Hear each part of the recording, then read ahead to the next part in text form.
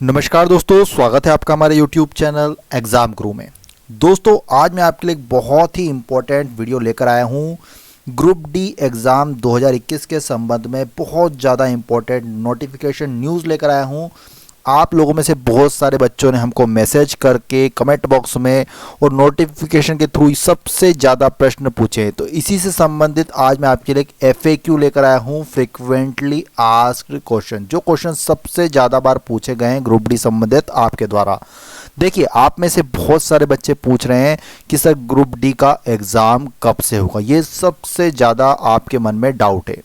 एक और क्वेश्चन पूछा है आपने, ग्रुप डी और NTPC CBT 2, इन दोनों एग्जाम में से सबसे पहले कौन सी एग्जाम होगी? क्योंकि आपको पता है कि NTPC CBT 1 का एग्जाम लगभग खत्म हो चुका है, अपने अंतिम फेज में चल रहा है। तो अब पहले कौन सा एग्जाम होगा, NTPC CBT 2 होगा या फिर ग्रुप डी?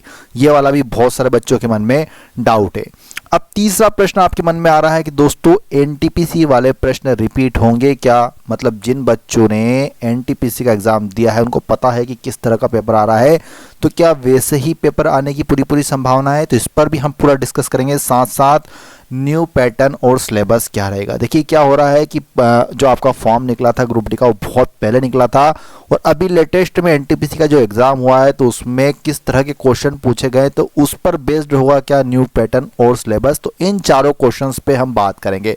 मैं एक एक करके एक क्वेश्चन लूंगा और आपको पूरी सटीक जानकारी दूंगा हर क्वेश्चन की। तो चलिए बिना टाइम वेस्ट किए वीडियो को स्टार्ट करते हैं। देखिए, सबसे पहला आपका जो प्रश्न है, आपके जो मन में डाउट है, वो है ग्रुप डी का एग्जाम कब से होगा।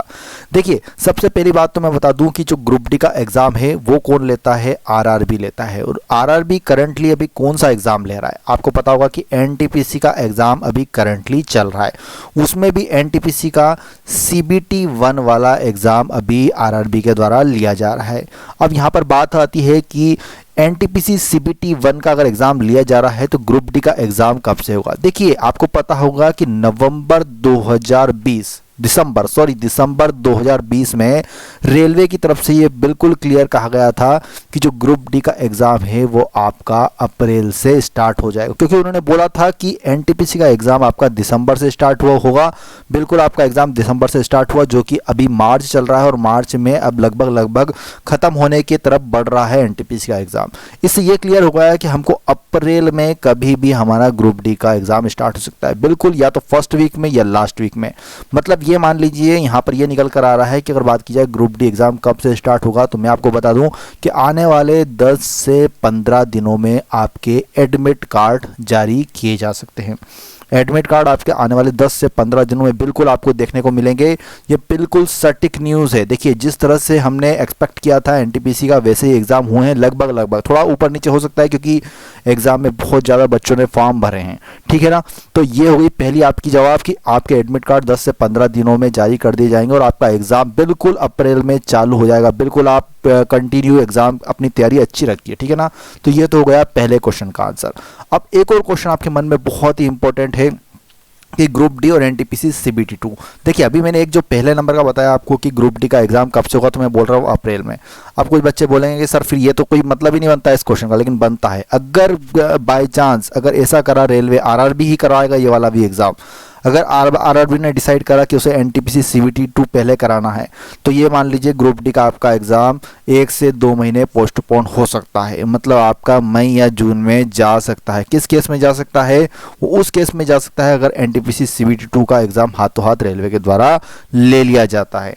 वैसे इसकी संभावना बहुत कम है, मतलब ये मान लीजिए सिर्फ 5% संभावना है। 95% ये पूरी संभावना है कि पहले ग्रुप डी का एग्ज़ाम ही होगा, क्योंकि रिजल्ट को प्रोसेस करने में थोड़ा सा टाइम लगता है। और ऐसा नहीं होगा कि इस बीच रेलवे सिर्फ रिजल्ट ही प्रोसेस करता रहे और वो NTPC CBT 2 का एग्जाम पहला ले, बिल्कुल नहीं लेगा। उस बीच में वो ग्रुप डी का एग्जाम कंडक्ट करवा लेगा और उसके बाद ही NTPC CBT 2 का एग्जाम लेगा। तो इस क्वेश्चन का आंसर बिल्कुल क्लियर है कि आपका सबसे पहले ग्रुप डी का एग्जाम ही होगा। सिर्फ 5% चांस है कि NTPC CBT 2 का एग्जाम आपका हो सकता है। अब सबसे महत्वपूर्ण चीज, जो बच्चे ग्रुप डी की तैयारी कर रहे हैं उनके मन में एक चीज आ रही है कि जिस तरह के क्वेश्चन NTPC में पूछे गए हैं, क्या उसी ही तरह के क्वेश्चन आएंगे? देखिए, यहाँ पर दो चीज निकल के आ रही है। मैं आपको बता दूं कि जो एनटीपीसी का जो सिलेबस और पैटर्न था, जो सिलेबस था, और ग्रुप डी का सिलेबस और पैटर्न वो थोड़ा सा दोनों का अलग अलग है। मैं यहाँ पर आपको एक चीज़ क्लियर बताना चाहता हूँ कि जो एनटीपीसी का था वहाँ पर आपको पता होगा GK GS and current affairs, इसके आपको 40 क्वेश्चन आए थे और मैथ्स के 30 और रीजनिंग के 30 क्वेश्चन आए थे। बिल्कुल ध्यान से सुनिएगा। वहीं अगर बात की जाए ग्रुप डी की, तो ग्रुप डी में रीजनिंग के आपके 30 क्वेश्चन आएंगे, मैथ्स के आपके कितने क्वेश्चन आएंगे, 25 क्वेश्चन आएंगे। अगर बात की जाए साइंस की, तो साइंस के भी आपके 25 क्वेश्चन आएंगे, और बात की जाए अगर current affairs and general awareness, तो इसके सिर्फ 20 क्वेश्चन आएंगे। थोड़ा सा ध्यान से अगर आप देखेंगे तो ये जो सेक्शन है, ध्यान से देखिएगा, ये यहाँ पर ये वाला सेक्शन है, ठीक है ना। आप कंपैरिजन करिए बिल्कुल, मतलब यहाँ पर आपके science, current affairs and general awareness के अगर 45 क्वेश्चन आ रहे हैं, तो यहाँ पर एनटीपीसी में कितने आए थे, 40 आए थे। मतलब लगभग सेम है। लेकिन एक चीज़ बहुत ज़्यादा निकल कर आ रही है कि जो एनटीपीसी का भी एग्ज़ाम हुआ था, ध्यान से सुनिएगा, अभी जो एनटीपीसी के एग्ज़ाम चल रहे हैं उनमें साइंस के क्वेश्चन बहुत कम पूछे गए हैं, ठीक है ना। 40 में से ये मान लीजिए मैक्सिमम अगर कोई सी शिफ्ट में क्वेश्चन आए तो 10 तक पहुंच पाया है। वहीं अगर ग्रुप डी की बात की जाए, ध्यान सुनिएगा, ग्रुप डी में स्पष्ट उनके द्वारा पहले बता दिया गया है कि साइंस के क्वेश्चन आपके कितने आएंगे, 25 सिलेबस में ही दे रखा है। तो बिल्कुल आपको 25 क्वेश्चन ही देखने को मिलेंगे।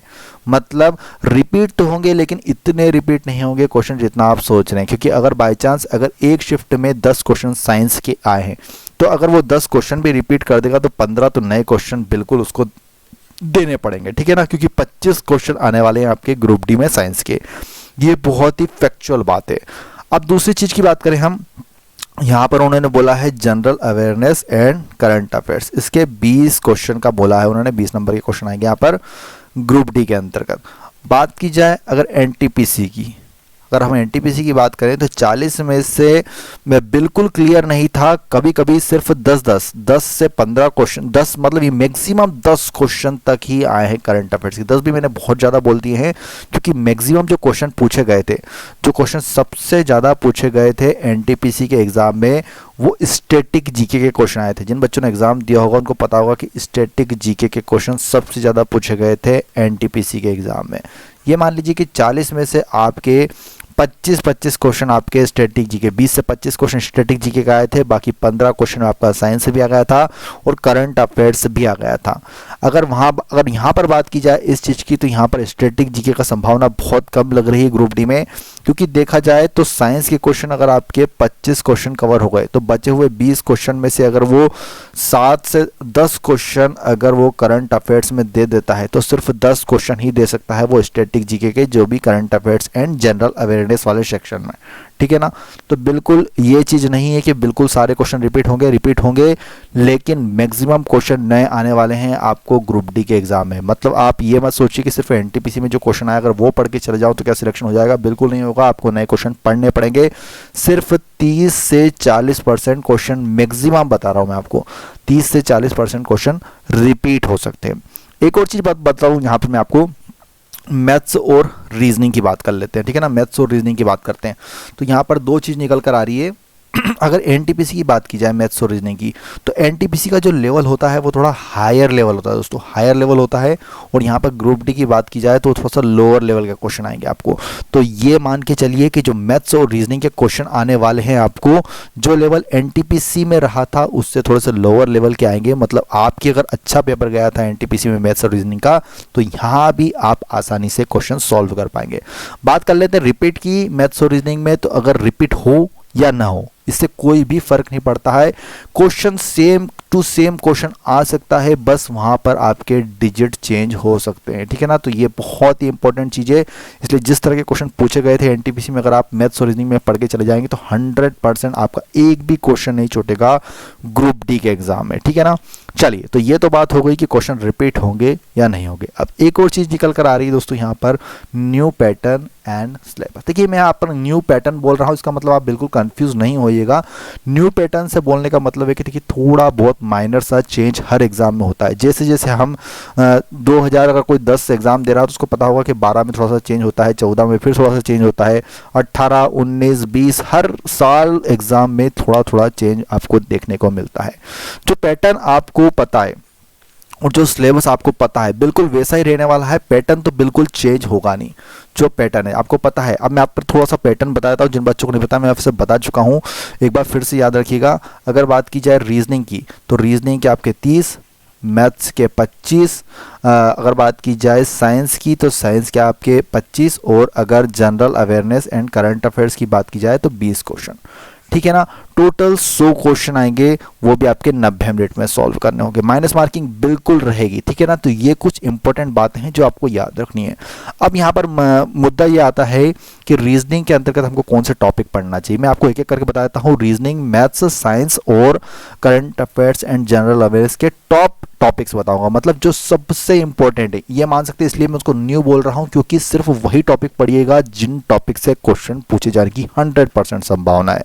तो देखिए, सबसे पहले हम बात कर लेते हैं मैथ्स से स्टार्ट करते हैं, जिसके 25 क्वेश्चन आने वाले हैं। अगर मैं बात करूं मैथ्स की तो इसमें जो टॉपिक मुझे लग रहे हैं, मैं आपको सिर्फ 10 से 11 टॉपिक बताऊंगा। एक आप पढ़ लीजिएगा नंबर सिस्टम, एक सेकंड में पढ़ लीजिए बोर्ड मास। ये बहुत सिंपल टॉपिक है, ऐसे कैसे क्वेश्चन आपको सिंप्लीफिकेशन में भी मिल जाते हैं।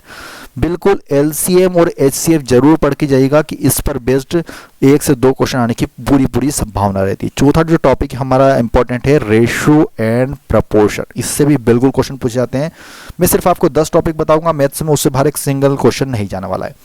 परसेंटेज भी बहुत ही इंपॉर्टेंट क्वेश्चंस आते हैं यहाँ पर इस टॉपिक से। अगर छठे नंबर पर बात करूँ दोस्तों, सबसे इंपॉर्टेंट टॉपिक है छठे नंबर पर प्रॉफिट एंड लॉस। इससे 3 से 4 क्वेश्चन आपके एग्जाम में बिल्कुल देखने को मिलेंगे। एक और टॉपिक है यहाँ पर time and work and time and distance. ये 2 टॉपिक है, इनसे भी 100% 2 से 3 क्वेश्चन आपको देखने को मिलेंगे। एक टॉपिक है simple interest and compound interest, ये टॉपिक भी इंपॉर्टेंट है। और 9वें और 10वें नंबर पर आपको पता होगा दोस्तों ज्योमेट्री एंड ट्रिग्नोमेट्री, ये 2 टॉपिक भी बहुत ही ज़्यादा इंपॉर्टेंट है। इनसे भी मान लीजिए 7 से 8 क्वेश्चन, 5 से 7 क्वेश्चन भी पूछे जा सकते हैं। तो ये सिर्फ 10 टॉपिक है, मैंने आपको मैथ्स में बताए हैं। अगर आप इनको पढ़ के चले जाएंगे तो 25 में से 25 मार्क्स भी आपको आ सकते हैं मैथ्स के, ठीक है ना। अगर आप फॉर्मूले भी पढ़ के चले जाएंगे तो आपको 20 क्वेश्चन तक बना लेंगे, क्योंकि कुछ क्वेश्चन सीधे सीधे फार्मूले बेस्ड होते हैं, ठीक है ना। तो ये मैंने आपको मैथ्स के 10 टॉपिक इंपॉर्टेंट बता दिए हैं। अब मैं बात कर लेता हूँ जो दूसरा टॉपिक है हमारा रीजनिंग। रीजनिंग के हमारे 30 नंबर के क्वेश्चन आएंगे, 30 MCQ आएंगे। इसमें भी कोई ज़्यादा इंपॉर्टेंट टॉपिक नहीं है, सिर्फ 10 टॉपिक मैं आपको बता देता हूँ, वो आपको पढ़ना है। एक आप पढ़ लीजिएगा एनालॉजी, उसके बाद पढ़ लीजिए alphabet and number system, number series, sorry alphabet and number series. Series वाले क्वेश्चन आपको पता होगा, कुछ अल्फ़ाबेट वाले होते हैं और कुछ नंबर वाले होते हैं, तो वो सीरीज वाले क्वेश्चन, दोनों तरह के क्वेश्चन जरूर पढ़ के जाएगा। तीसरा सबसे महत्वपूर्ण टॉपिक है दोस्तों coding and decoding. Very simple topic है, थोड़ी सी अगर आपकी प्रैक्टिस होगी, थोड़ा सा अगर आपको फार्मूले याद होंगे तो बिल्कुल आप इसमें अच्छा स्कोर कर पाएंगे। चौथा जो टॉपिक है वो भी बहुत सिंपल है, सिलोजिज्म। बहुत सारे बच्चे इसमें अच्छे मार्क्स कर देते हैं, जिनकी अच्छी प्रैक्टिस होती है वो पूरे मार्क्स इसमें लेकर आते हैं। पांचवा जो आपका महत्वपूर्ण टॉपिक और सबसे फेवरेट टॉपिक रहता है ब्लड रिलेशन। इससे भी एनटीपीसी में 2 से 3 क्वेश्चन आए थे, तो ये टॉपिक भी बहुत ही इंपॉर्टेंट है। छठा जो टॉपिक है आपका वीन डायग्राम। वीन डायग्राम से भी क्वेश्चन बिल्कुल एग्जाम में आते हैं। रीजनिंग का सबसे इंपॉर्टेंट टॉपिक होता है दोस्तों डेटा इंटरप्रिटेशन एंड सफिशिएंसी। ये वाला टॉपिक से भी बिल्कुल आपको क्वेश्चन एग्जाम में देखने को मिलेंगे। 8वें 9वें 10वें नंबर पर है दोस्तों, 8वें नंबर पर क्लासिफिकेशन जरूर पढ़ के जाइएगा। 9वां है आपका वेरी इंपॉर्टेंट फिर से टॉपिक हो गया है डायरेक्शन वाला। डायरेक्शन से भी 2 से 3 क्वेश्चन पूछे जाते हैं, जिनसे बोल रहा हूँ 2 से 3 बिल्कुल आपको 2 से 3 क्वेश्चन मिलेंगे। जैसे हो गया आपका ब्लड रिलेशन हो गया, आपका एक हो गया डायरेक्शन वाला, और आपका एक सिलोजिज्म। इनसे बिल्कुल एग्जाम में क्वेश्चन देखने को मिलते हैं। और 10वें नंबर पर आप पढ़ के जाइएगा स्टेटमेंट, आर्ग्यूमेंट एंड अजम्पशन। इनसे भी 1 से 2 क्वेश्चन पूछे जा सकते हैं। बिल्कुल ये क्वेश्चन जो मैंने बताए हैं आपको स्टेटमेंट, आर्ग्यूमेंट, अजम्पशन, ये टाइम टेकिंग क्वेश्चन होते हैं, मतलब आपका बहुत ज़्यादा समय लेंगे एग्जाम में। इसलिए मैं कहना चाहता हूँ कि जो मैंने टॉपिक बताया है शुरू के 9, आप कोशिश कीजिए कि एग्जाम में सबसे पहले उन्हीं टॉपिक को सोल्व करें, ठीक है ना। तो आपका समय भी कम जाएगा। अब यहाँ पर एक और चीज़ बचती है दोस्तों, 2-3 टॉपिक और बचते हैं, जैसे कि आपका साइंस, जनरल साइंस, जिसके आपके कितने क्वेश्चन आने वाले हैं, 25 क्वेश्चन आने वाले हैं। और general awareness and current affairs, अगर इसकी बात की जाए तो इसके आपके 20 क्वेश्चन आने वाले हैं, मतलब टोटल 45 क्वेश्चन जो आपके आने वाले हैं general science and general awareness, इसके बारे में मैं आपको कंप्लीट डिटेल दे दूंगा, लेकिन अभी मैं आपको शॉर्ट में बता देता हूं क्योंकि वीडियो थोड़ा लंबा हो जाएगा। अगर आपको पूरा डिटेल इसका सिलेबस जानना हो तो आप मुझे कमेंट बॉक्स में जरूर बता दीजिएगा कि इसका आप डिटेल सिलेबस भी बताएं, और इससे संबंधित अगर आपको और कोई भी जानकारी FAQ, अगर आपका कोई भी क्वेश्चन हो तो वो जरूर कमेंट बॉक्स में लिखिएगा, तो मैं आपको उसके ऊपर भी वीडियो बना दूंगा। लेकिन सबसे पहले मैं बताता हूँ कि जनरल साइंस में 25 क्वेश्चन, फिजिक्स, केमिस्ट्री, बायोलॉजी, ज़्यादा डीप में नहीं जाऊँगा क्योंकि वीडियो लंबा हो जाएगा। अगर आपको चाहिए तो FAQ आप कमेंट बॉक्स में मुझे बता दीजिएगा, तो मैं उस पर भी वीडियो बना दूंगा। अगर बात करूँ मैं जनरल अवेयरनेस और करंट अफेयर्स की, तो इसमें जो टॉपिक्स आते हैं इंपॉर्टेंट वो आते हैं दोस्तों स्पोर्ट्स, कल्चर, पर्सनालिटी से रिलेटेड, इकोनॉमिक्स से रिलेटेड, पॉलिटिक्स से रिलेटेड और साइंस एंड टेक्नोलॉजी से। ये 5-6 टॉपिक फिर से सुन लीजिए, sports, culture, personalities, economics, politics और साइंस और टेक्नोलॉजी। ये 5-6 टॉपिक इंपॉर्टेंट है जहाँ से करंट अफेयर्स और जनरल अवेयरनेस के क्वेश्चन आते हैं। एक और चीज़ याद रखिएगा, जो जनरल साइंस के क्वेश्चन है दोस्तों, फिजिक्स, केमिस्ट्री, बायोलॉजी, वो मैं आपको बता दूं कि 10th स्टैंडर्ड अगर CBSE की अगर किसी ने पढ़ी होगी तो उससे बाहर एक क्वेश्चन नहीं जाएगा। तो मैंने आपको शॉर्ट एंड स्वीट में बता दिया है। अगर आपका कोई भी डाउट है तो आप कमेंट बॉक्स में ऐसा कैसा क्वेश्चन लिख दीजिए, हम उसका आंसर बिल्कुल आपको देंगे, ठीक है ना। जो क्वेश्चन सबसे ज़्यादा आएगा कमेंट बॉक्स में हम उसका आंसर बिल्कुल आपको देंगे अगले वीडियो में। साथ साथ वीडियो पसंद आए तो प्लीज़ वीडियो को एक लाइक कीजिए और वीडियो को ज़्यादा से ज़्यादा अपने दोस्तों के साथ शेयर कीजिएगा, ठीक है ना। और जो नए चैनल पर हैं, जो बच्चे नए आए हैं, उनसे कहना चाहता हूँ कि अगर आप कंप्लीट तैयारी करना चाहते हैं ग्रुप डी 2021 की, तो हमारे चैनल पर मॉडल पेपर, प्रीवियस पेपर बहुत जल्दी लॉन्च किए जाने वाले हैं। तो अगर उनको प्राप्त करना चाहते हैं चैनल को सब्सक्राइब करें, बेल आइकन दबा लेना और ऑल नोटिफिकेशन को एक्टिवेट कर लेना, जिससे कि आपको समय समय पर नोटिफिकेशन मिलते रहेंगे। वीडियो देखने के लिए बहुत बहुत धन्यवाद। जय हिंद, जय भारत, वंदे मातरम।